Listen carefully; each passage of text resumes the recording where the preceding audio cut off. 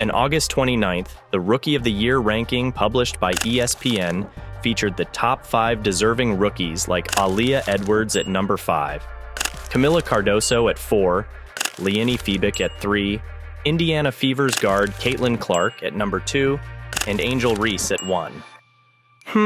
Looks pretty decent. Wait, something seems wrong here.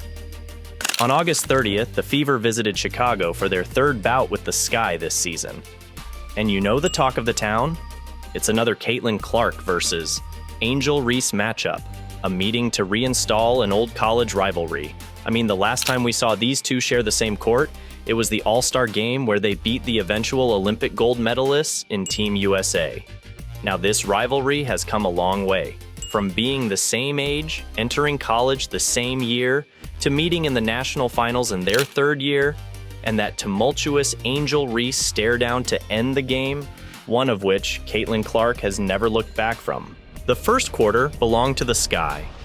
Angel Reese was doing her usual domination, crashing the boards against Fever's big guns.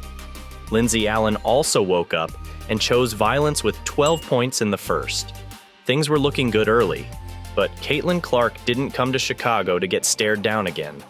Caitlin started off Fever's run driving through the hoop coast to coast, then a next possession assist to Kelsey Mitchell, and capping off the first quarter with a bounce pass to Temi Fagbennel in transition, now only down by 3 after trailing by as much as 13 points.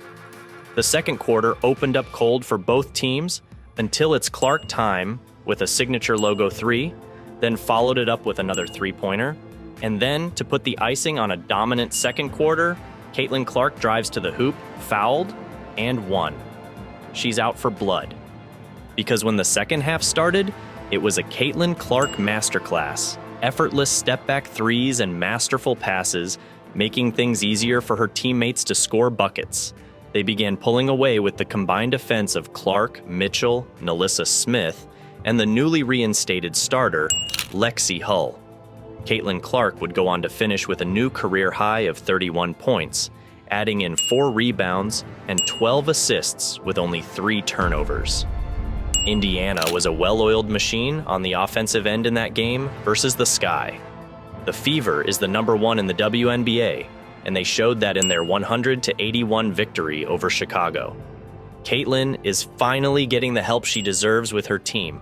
I mean, look at Kelsey Mitchell's numbers, and this amazing chemistry in transition. But why is that? Why is a team so bad season after season suddenly bind together and put on spectacular basketball highlights?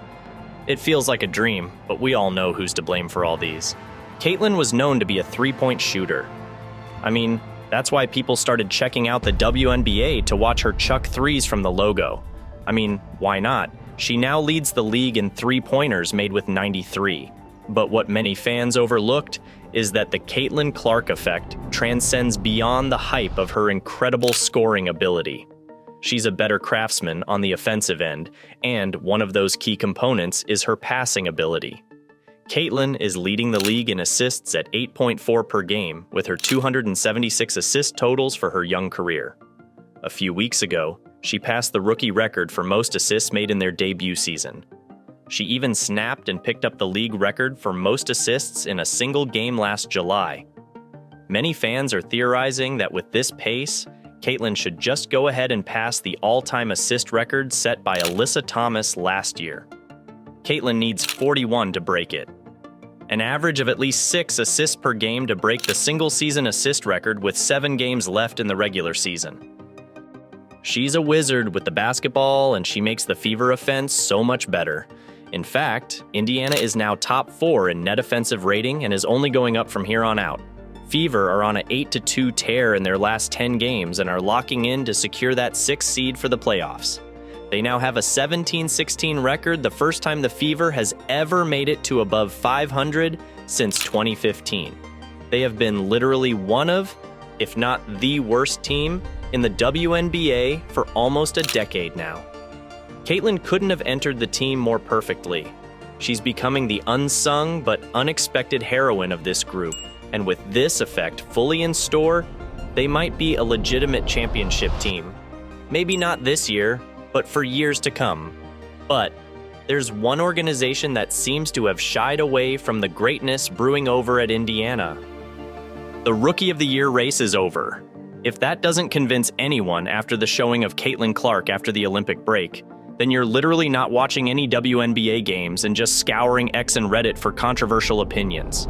That seems to be the way for ESPN, except they're the biggest broadcast network in sports. No disrespect to Angel Reese, she's an amazing hooper and athlete, but it is an audacity to put her above Caitlin Clark.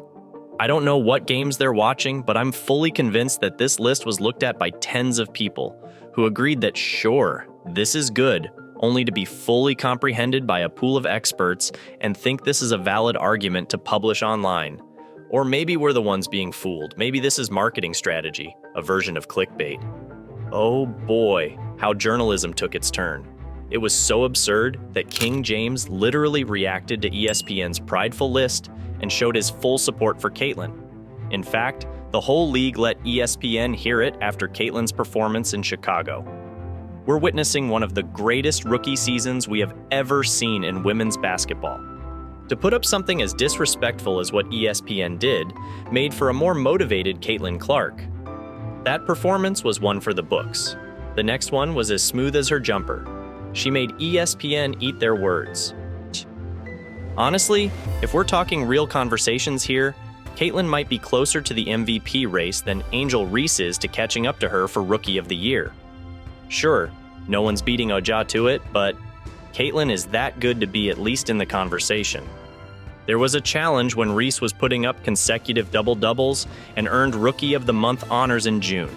But after a few 25-plus point explosions, that legendary 19 assists game, and the full display of talent once she got comfortable after the Olympic break, there's no one winning that trophy more than Caitlin Clark.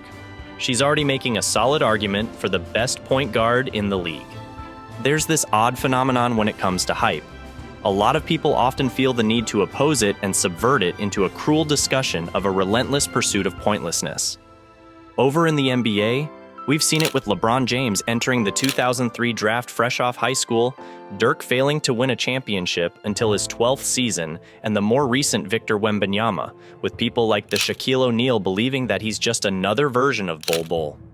This disrespect does not root from them wanting Caitlin Clark to fail, but to simply be the butt of conversations. ESPN, with its big outlets and stations, still does that. Oh well, Caitlin Clark is about to be one scary force once she hits her prime years. The only person who's going to stop her now is herself. The next step in the coming years are winning a championship for Indiana, being an MVP, and exceeding the already high expectations. But she has shown to be a fierce competitor who wants to win.